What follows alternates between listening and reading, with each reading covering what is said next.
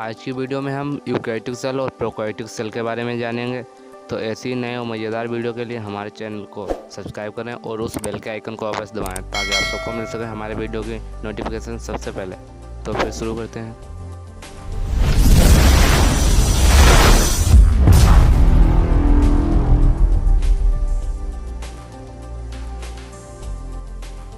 तो आज हम बैक्टीरिया यानी प्रोकैरियोटिक सेल और यूकैरियोटिक सेल के बारे में जानेंगे। तो सबसे पहले हम प्रोकैरियोटिक सेल के बारे में बात कर लेते हैं। तो बैक्टीरिया जो है वो उसमें प्रोकैरियोटिक सेल पाई जाती है और ये सिंगल सेल ऑर्गेनिज्म होते हैं और बैक्टीरिया डिस्टल वाइटल को छोड़कर पूरी पृथ्वी पर हर जगह पाए जाते हैं। बैक्टीरिया जो होते हैं उनके जो सरफेस पर जो होते हैं वो cell wall, outer membrane, pilus, cilium, flagella पाए जाते हैं और इसकी सेल्स के अंदर साइटोप्लाज्म होता है। साइटोप्लाज्म के अंदर प्लाज्मिड डीएनए होते हैं, प्लाज्मिड गोल, और डीएनए जो है वो कुंडली यानी स्पाइरल हो जाता है।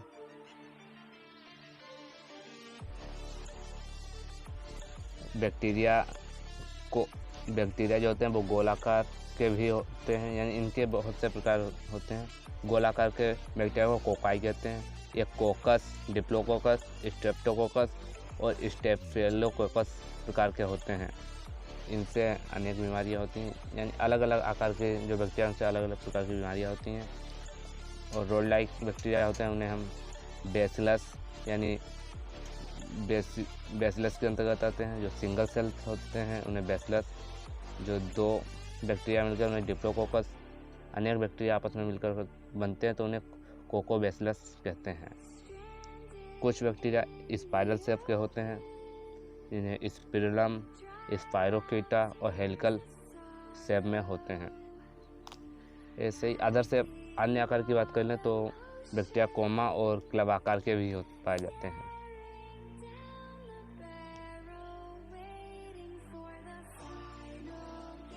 बैक्टीरिया हैं उन्हें हम सेल वॉल की रिएक्शन के अनुसार पर दो प्रकार से बांट सकते हैं। इन्हें स्टेनिंग टेक्निक द्वारा दो प्रकार से बांटा जाता है, ग्राम निगेटिव और ग्राम पॉजिटिव। ग्राम निगेटिव बैक्टीरिया वो होते हैं जिन्हें स्टेनिंग टेक्निक में जो पिंक कलर देते हैं उन्हें ग्राम निगेटिव बैक्टीरिया कहते हैं, और जो स्टेनिंग टेक्निक पर जो डार्क ब्लू कलर देते हैं उन्हें हम ग्राम पॉजिटिव बैक्टीरिया कहते हैं। ग्राम निगेटिव बैक्टीरिया हैं उनमें निम्न सेल वॉल में उनकी सेल वॉल जो है तो उसमें लिपोपॉलीसैकेराइड यानी alpha endotoxin, outer membrane, thin peptidoglycan layer, cytoplasmic membrane और प्रोटीन पाई जाती हैं। जबकि ग्राम पॉजिटिव बैक्टीरिया में आउटर मेम्ब्रेन नहीं पाई जाती है और लिपोपॉलीसैकेराइड नहीं पाया जाता है। इसी कारण ग्राम निगेटिव, ग्राम पॉजिटिव बैक्टीरिया अलग अलग होते हैं। यही हम जो है इस कुछ बैक्टीरिया में फ्लैजिला, उनके लोकोमोशन के लिए फ्लैजिला होते हैं। फ्लैजिला में आउटर मेम्ब्रेन, पेप्टिडोग्लाइकन लेयर और साइटोप्लाज्मिक मेम्ब्रेन यानी जो होते हैं उनके बीच में फिलामेंट जैसा जो बैक्टीरिया के जो आउटर मेम्ब्रेन, पेप्टिडोग्लाइकन लेयर और साइटोप्लाज्मिक सेल मेम्ब्रेन होती है उनके बीच से फिलामेंट के आकार का निकला जिसे हम फ्लैजिला कहते हैं। बैक्टीरिया में सामान्यतः पर कैप्सूल और स्लाइम लेयर होती है। स्लाइम यानी पतली लेयर, जो कैप्सूल होता है वो किसी भी जो मतलब सेल को इन्फेक्ट करने के लिए उपयुक्त होता है। अगर किसी भी बैक्टीरिया में जो इसका कैप्सूल नहीं है तो वो किसी भी सेल को इन्फेक्ट नहीं कर सकते। तो हम यूकैरियोटिक सेल्स के बारे में जान लेते हैं। तो यूकैरियोटिक सेल मुख्यतः पर प्लांट सेल और एनिमल सेल यूकैरियोटिक सेल होते हैं। तो प्लांट सेल को पहले हम सर्वप्रथम प्लांट सेल के बारे में जानते हैं। तो प्लांट सेल जो होते हैं उसमें निम्न अंग यानी उसके निम्न पार्ट होते हैं। तो सेल वॉल जो प्लांट सेल है उसके जो बाहरी जो भाग होता है उससे सेल वॉल कहते हैं। सेल वॉल के अंदर सेल मेम्ब्रेन पाई जाती है जो एक पतली झिल्ली नुमा रचना, उसे सेल मेम्ब्रेन कहते हैं। और जो सेल के अंदर मुख्यतः पर जो पूरे सेल को कंट्रोल करता है उसे हम न्यूक्लियस कहते हैं। सेल में क्लोरोप्लास्ट पाया जाता है और यह सिर्फ जो प्लांट सेल है उसमें ही पाया जाता है। क्लोरोप्लास्ट का कार्य प्रकाश संश्लेषण द्वारा भोजन का निर्माण करना होता है।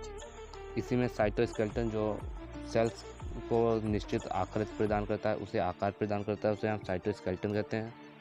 माइटोकॉन्ड्रिया होता है जिसे हम कोशिका का ऊर्जा गृह भी कहते हैं, यानी power house of cell.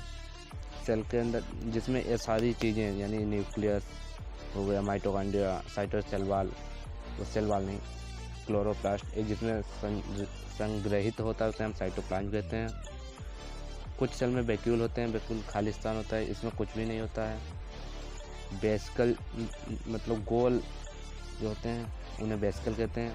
Endoplasmic reticulum भी होते हैं जो न्यूक्लियस को सही स्थान पर रखने के काम आता है। इसमें गोल्गी अपॉर्टस भी पाए जाते हैं। और एनिमल सेल की बात कर लें यहाँ पर, तो एनिमल सेल में भी मुख्य यही भाग होते हैं, बस उसमें कुछ चेंज होते हैं, देख लेते हैं। तो जो एनिमल सेल होते हैं उसमें हमें देखने को मिल जाती है सेल मेम्ब्रेन। इसमें एनिमल सेल में सेल वाल नहीं पाई जाती है। वेसिकल उसमें भी वेसिकल पाए जाते हैं, उसमें भी वेसिकल पाए जाते हैं, यानी कि जो हमारी प्लांट सेल है जो उसमें पाया जाता है वो इसमें भी पाया जाता है। बस जैसे क्लोरोप्लास्ट हो गया और सेल वाल, इसमें यही दोनों चीज़ों का अंतर रहता है। दोनों सेल्स का कंपेरिजन कर लेता हूँ। दोनों सेल में हमें एक प्लांट सेल हो गई, एक तो एनिमल सेल। तो हमें प्लांट सेल में और एनिमल सेल में चीज़ें जो हैं इधर वैक्यूल, क्लोरोप्लास्ट और सेल वाल, ये तीन चीज़ें हैं जो एनिमल सेल में नहीं पाई जाती। अब सेल के हम न्यूक्लियस की बात कर लेते हैं। तो न्यूक्लियस में मुक्तपन 4 यानी छिद्र होते हैं जो बाहर जो न्यूक्लियस के अंदर न्यूक्लियर जो मटेरियल भरा तो उसका बाहरी मैट्रिक्स से आदान प्रदान होता रहता है। इसमें न्यूक्लियर मेम्ब्रेन होती है। न्यूक्लियर मेम्ब्रेन में ही न्यूक्लियर पोर होते हैं। न्यूक्लियस का कार्य है पूरे सेल को कंट्रोल करना। न्यूक्लियस में क्रोमेटिन फाइबर्स होते हैं जो सूचना यानी कि ये लक्षण को पीढ़ी एकांतरण करते हैं, एक पीढ़ी से दूसरी पीढ़ी में लक्षणों को भेजते हैं। क्रोमेटिन न्यूक्लियस के अंदर न्यूक्लियोलस होता है। न्यूक्लियोलस जो है न्यूक्लियस को कंट्रोल करता है, न्यूक्लियस पूरे सेल्स को कंट्रोल करता है। क्रोमेटिन के जान लेते हैं। तो क्रोमेटिन जो होते हैं वो प्रोटीन स्केलेटन से बने होते हैं। और प्रोटीन स्केलेटन के और अंदर हम जाते हैं तो हमें वो हिस्टोन प्रोटीन से बने पूरे दिखते हैं। जो प्रोटीन स्केलेटन होते हैं वो हिस्टोन प्रोटीन से बनते हैं और हिस्टोन प्रोटीन डीएनए से बनते हैं। और न्यूक्लियर मेम्ब्रेन जो सेल्स की न्यूक्लियर मेम्ब्रेन है उसमें निम्न पोर फॉर्मिंग प्रोटीन है जो पोर का निर्माण करते हैं। न्यूक्लियर मेम्ब्रेन में असंख्य छोटे छोटे छिद्र होते हैं जो पोर फॉर्मिंग प्रोटीन द्वारा बने होते हैं। और मेम्ब्रेन जो होती है वो 2 लेयर की होती है, एक आउटर लिपिड मेम्ब्रेन और दूसरी inner lipid membrane. Endoplasmic reticulum की बात कर रहे हैं तो इंडोप्लाज्मिक रेटिकुलम जो 2 प्रकार के होते हैं, स्मूथ इंडोप्लाज्मिक रेटिकुलम और रफ इंडोप्लाज्मिक रेटिकुलम। जो स्मूथ इंडोप्लाज्मिक रेटिकुलम होते हैं वो हमें निम्न प्रकार के दिखाई देते हैं कि स्मूथ में मतलब हमें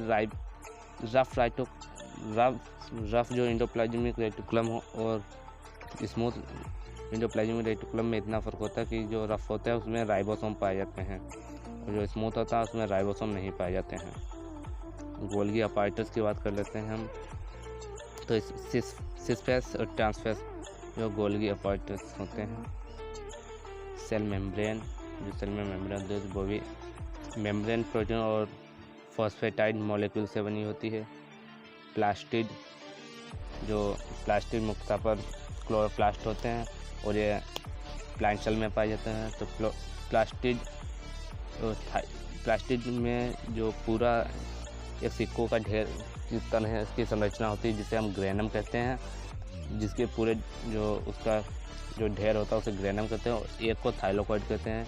इसका मुख्य कार्य है फोटोसिंथेसिस द्वारा भोजन को बनाना और उसे स्टोर करना। इसमें 2 मेम्ब्रेन होती है, आउटर मेम्ब्रेन और इनर मेम्ब्रेन। माइटोकॉन्ड्रिया जो सेल का पावर हाउस होता है उसमें इनर मेम्ब्रेन और आउटर मेम्ब्रेन होती है और उसके अंदर मैट्रिक्स भरा होता है। तो सेल्स के बारे में इतना ही। होप आपको हमारी ये वीडियो अच्छी लगी होगी। तो ऐसे ही नई और मज़ेदार वीडियो के लिए हमारे चैनल को सब्सक्राइब करें। आपको मिलते हैं हम अपने अगली वीडियो में, तब तक के लिए बाय बाय।